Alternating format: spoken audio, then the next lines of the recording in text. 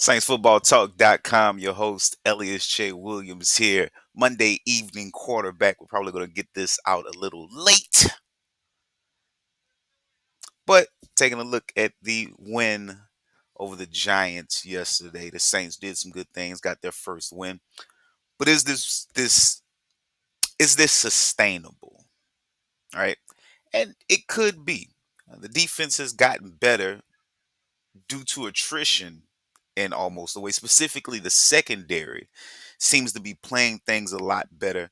Still think they're an elite pass rusher away from truly playing the way they want to play, and maybe a little bit more attrition, or maybe a player moves and you get a chance to look at someone else, specifically, potentially maybe getting a Werner swap out for Danny Stutzman. But as far as the back seven, specifically that secondary, you got some youth back there, and they were all playing very great. On the offensive side of the ball, still hovering in that 17, 8 point range without help from the defense. You're not always going to get 5 turnovers. This should have been a blowout. One thing that consistently continues to show up is lack of productivity in the red zone. So one of the things we're going to highlight here in a moment, we're going to take a look at that end of half sequence and why I believe that the red zone woes are a kind of a Rattler thing, because I saw it during his time at South Carolina. I watched roughly 5 or 6 of his games, and I noticed when his teams would get in the red zone, you'd see a first down play, second down play. You go to the next play, and it's him starting on the opposing 20, but you notice the score would only have gone up by 3 points. So it was something I noted, that he didn't score a lot of points in the red zone, even at the college level. And yet, I see sequences like this where Kellen Moore's play calling is exasperating the situation. So, going to take a look at this sequence in a second here. Get back at you. All right, so sequence of the this is before about 6 seconds left, and see how this place turns out. Kamara dipped out, maybe a negative 1 yard gain. A Debo makes the play there. Gonna go back here, and here's the thing. Okay, you got Vele in the slot here. All right, you've got Jawan over here at tight end. Okay, Saints have consistently struggled here with hitting guys in the red zone, and we've talked about it. Yes, Rattler has some ball location issues. You help that out by giving him bigger targets. So, two of your bigger guys here, Jawan, Vele here. But watch this. Watch this, how this plays out. Vele is very obviously not concerned with catching this ball. You can tell his main objective is the pick. Look at this. He looks at the last second, but it looks like this is a play that's potentially set up for Jawan in a way. But you also see maybe the motion, maybe a quick look to Olave here, since his vision goes there first initially. But at what point does this play call put anybody in position to do what they're good at? This is no play action. This is a longer developing play if you're waiting on the pick, right? To work out. Because I saw some people saying, hey, Rattler got rid of the ball quickly here. Maybe didn't wait for the crossing route to develop, and so he got rid of the ball a little early. But again, what have we learned about Rattler to this point? He can be a little quick to get out of his reads, or quick to get out of his set, and to either run or look to get rid of the ball. That's who he is to date. So why are you asking him to do things that he's not good at? Jump ball situations should be here, right? Between Vele, what does Rattler do? Rattler throws slants pretty doggone good. Again, may not always be perfect, but one of his better plays is slant plays. Um, Juwan Johnson can high point. Vele can high point. Both have pretty good catch radiuses. I would say Juwan at this point is a little bit more inconsistent with the routine plays, where Vele seems to have probably the stronger hands.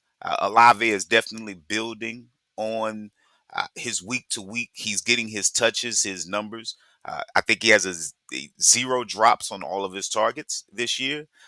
So definitely something that he is building on. But Olave going in motion and doing this swing route, easy way to get him past. But Yak isn't Olave's thing, and yet you put him in a Yak situation, right? Vele is doing a pick, right? Jawan is running a crosser here, and who knows what Brandon Cooks is doing because he's probably not going to be the target anyway.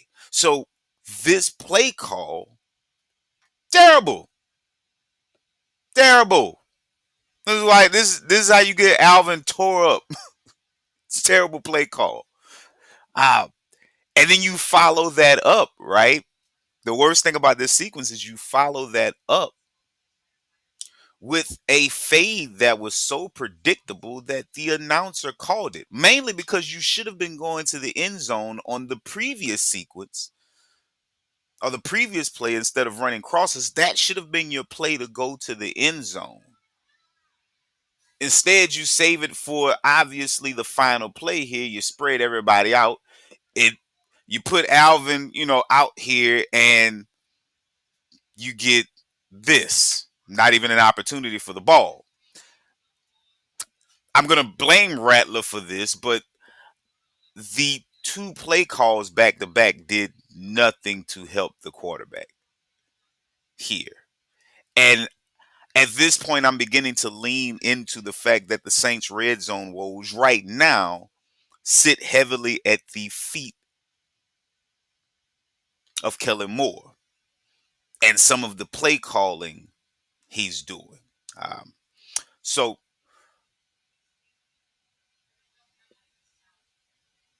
I don't know that this is going to be as sustainable for this offense. This win was a beautiful win to see them get. Again, I point out the defense is definitely improving by attrition, but the offense, arguably, as Rev said, the offense kind of regressed this game versus what we saw with Buffalo. And that brings me to a significant point. And that point is this. I am okay with Kellen Moore, the coach, determining that he wants to do things his way. I mentioned on the podcast that when asked about the reliance on more of a zone run last week, and Kellen Moore pointed out that he felt that they spent too much time in the gun and that they wanted to get back more under center, and it tied in with them wanting the zone run tied in with them wanting to be more under center.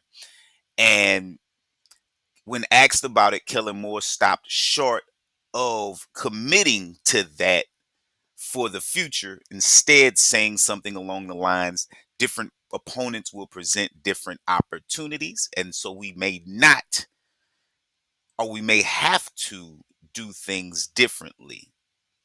In other words, the zone was successful here, but we may face opponents that may require us to run more man or gap. And he expressed that the shotgun is easier to get to those man gap blocking schemes than under center. So what do we get here? We see this week that 43 of Rattler's 64 snaps came from the damn shotgun again. And the run productivity dropped again. Kamara didn't look as good in the running game. Shout out to Kendre Miller. He runs hard. Is a little bit better in the man blocking scheme than Kamara. looked to have seen another uptick in his snap count. And yet, ultimately, the offense as a whole still underperformed, even dating back to the fact that your one explosive play that happened, that everybody was like, oh, if you take that play away from Rattler, then he performed the same. Well, if the coach calls it more, maybe you have a little bit more success.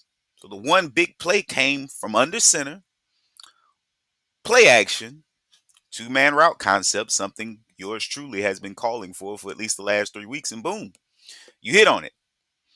And then you don't go back to it for the rest of the game. But again, highlighting that over 70% of his snaps came from the gun again this week. Now, the reason I want to point that out is because when we played the Seattle Seahawks last week, and uh, we were facing that Shanahan Kubiak scheme that we know is based on that zone run, based on play action. Did they morph to play versus Brandon Staley's defense, that Fangio rooted defense that is built to stop that Shanahan Kubiak scheme by flooding the gaps and eliminating the gaps that the zone run typically creates with those 5-man, 6-man fronts? Did they get away from it? No. They said this is who we are, and if you're going to beat us, you're going to have to beat us being us. Whereas we decided we would morph again this week. Now, I get it. From a logical standpoint, you have to find different ways to win. Completely understandable. But if part of your identity that was shown the week before that led to success, when you find an identity, you're supposed to lean into it, not away from it. And Moore did that to a degree. Now, you were able to get a win versus a team that is clearly worse than you, as they gave away the ball 5 times, but you cannot expect that defense to have a turnover splurge like they did yesterday. And you should have come out with more points than you did yesterday. And you didn't. So, again, you have to continue seeing the coaching improve offensively and the play calling improve offensively around Rattler, because there's no reason anybody should be looking for anyone other than Rattler to be the starter. He's one of your consistently highest graded players on the offensive side of the ball. I think he's only had 1 or 2 games at 69 or below per PFF, and that's still 69 sounds like a bad number, but it's a kinky number, but it's not a terrible number considering it's, average to a degree. And he certainly played average to above, as I have him as a top 20, 15, quarterback in the league. That's a quarterback you can win with. Unfortunately, haven't done much winning with him.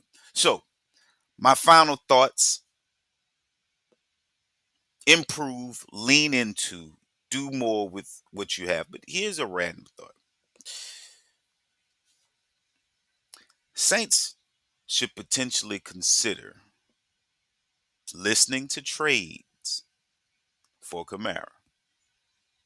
Would hate to see it. Very unpopular opinion. But listen, if you're not going to run more screens, when Alvin Kamara is proven to be one of the better screen backs in the league, if you're not going to run screens, if you're not going to line him up at wide receiver to create more mismatches, and we're not talking about lining him up at wide receiver to throw him a fade, if you're not going to run more zone concepts in your run game, you should look to get something for him. I'd hate to see it, but I just feel like he's being underutilized in the scheme. And as Moore continues to show that he wants to do things a certain way and he's going to lean into his way of doing things, shotgun, even the pistol. We saw last week, Alvin did the interview. He was asked about the pistol formation, and he said he didn't like it. It's hard to see. you can't see the runners because Rattler is standing in front of him, so he can't see the linebackers. Right. So I am fine with Moore doing what he wants to do. Fine. But if you're gonna do that, then you need to start giving other players an opportunity that may be better at doing what you're asking them to do. I've seen a lot of Cooks. Is Cooks frightening anybody at this point? Probably not. So why aren't we seeing more Mason Tipton? Right? If you're gonna do what you do, ask other players that may be better at what you're asking them to do to come in and do it. If you're not going to adjust and do right by what you already have. And for the simple fact that um, Kamara's contract balloons next year. His cap hit goes to 18,633,000,